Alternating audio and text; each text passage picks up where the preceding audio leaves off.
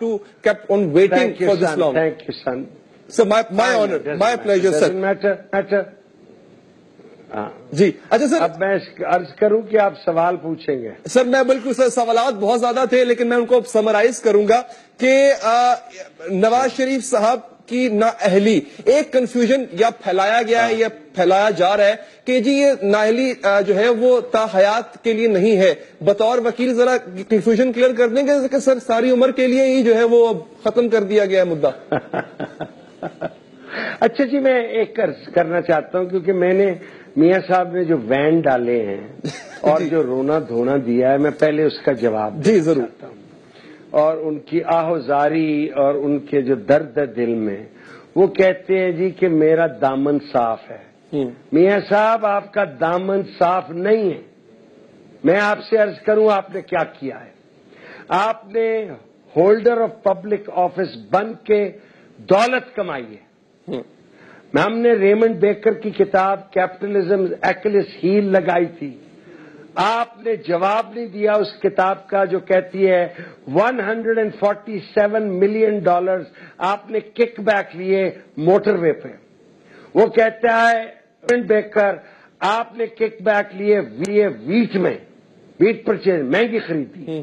آپ کا دامن کس طرح صاف ہے، کس طرح صاف ہے؟ یہ کیپٹل ایف زیڈ ای پہ تو ایک حصہ ہے. آپ پہ الزام میں بتاتا ہوں آپ کے الزام کیا ہیں. جی آپ کے بیٹوں کے پاس، بیٹی اور بیٹے کے پاس شیئرز اس وقت تھے جب وہ چھوٹے تھے. آپ نے ایون فیلڈ اپارٹمنٹس اس وقت خریدی جب وہ ننھے تھے. آپ کے بیٹا حسن نواز نے فلیگ شپ انویسٹمنٹ میں اربوں روپے کا پیسے لگائے جب اس کے پاس پیسے نہیں تھے. آپ نے جھوٹ بولا اسمبلی میں بھی اور قوم کے سامنے کہ عزیزیہ جو بکی ہے اس سے میرے بیٹوں نے اپنا کاروبار کیا ہے اور فلیٹس لندن میں خریدے ہیں. آپ نے گلف سٹیل ملز کی قیمت جس پہ بکی ہے جو آپ کہتے تھے 33 ملین درہمز، وہ جھوٹ تھا. آپ نے فرمایا قوم کے سامنے کہ 63 ملین سعودی ریالز کی عزیزیہ بکی، وہ جھوٹ ہے. آپ کے ہل ملز اسٹیبلشمنٹ جو ہے HME، اس کو پیسے اس کو بیچنے، یہ جھوٹ ہے. آپ کی اولاد کے پاس جو رقم ہے، آپ کو جو ریمیٹنس ہو رہی ہے، وہ سب منی لانڈرنگ کا پیسہ ہے. اور اگر آپ کا دامن اس سے صاف ہے، آپ دھیان کر لیں کہ یہ اکاؤنٹیبلٹی ریفرنسز آئیں گی، آپ کے پاس جواب نہیں ہوگا. اور آج آپ فرماتے ہیں کہ میں پرائم منسٹر ہاؤس میں رہوں گا. یہ آپ کی پھوپھی کا گھر ہے. اچھا، یہ گھر ہے اسٹیٹ آف پاکستان کا، وزیر اعظم پاکستان کا. آپ نااہل ہو چکے ہیں. آپ کہتے ہیں جی ہمارے بڑے تحفظات ہیں آپ کے لوگ، اور یہ کڑچھے جو آپ نے ارد گرد کھڑے کیے ہوئے ہیں، ہمارے بڑے تحفظات ہیں اس فیصلے کے بارے میں. تو کیا آپ 1997 کی طرح سپریم کورٹ پہ حملہ کریں گے؟ کیا آپ کے گلو بھٹ آئیں گے سپریم کورٹ میں؟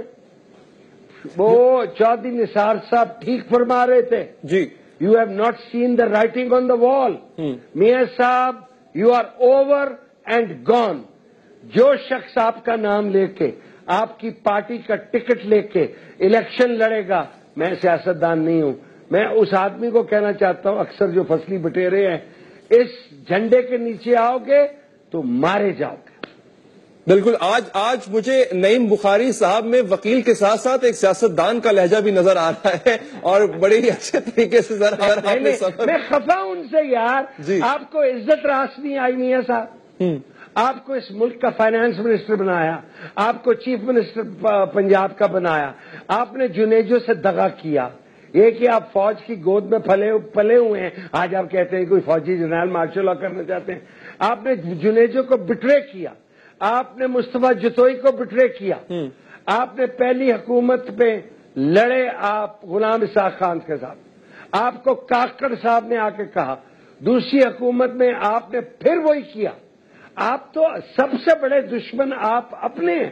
بالکل. اور آپ ارد گرد چمچے اکٹھے کرتے ہیں جو آپ کی تعریف کریں اور کہیں میاں صاحب لوٹ پاتی ہے، ایک طرف نیلسن منڈیلا ہے اور دوسری طرف آپ ہیں، میاں صاحب قدرت نے آپ سے کوئی بہت بڑا کام لینا ہے، کریلا کام لینا ہے آپ سے، آپ لوٹ کے کھا گئے اس ملک کو، آپ کا خاندان لوٹ کے کھا گیا، اور پھر آپ ٹیلی ویژن پہ آ کے رونا دھونا کہتے ہیں، اور پھر آپ کہتے ہیں میں ڈراتا ہوں، میں گلو باٹ بھیج دوں گا۔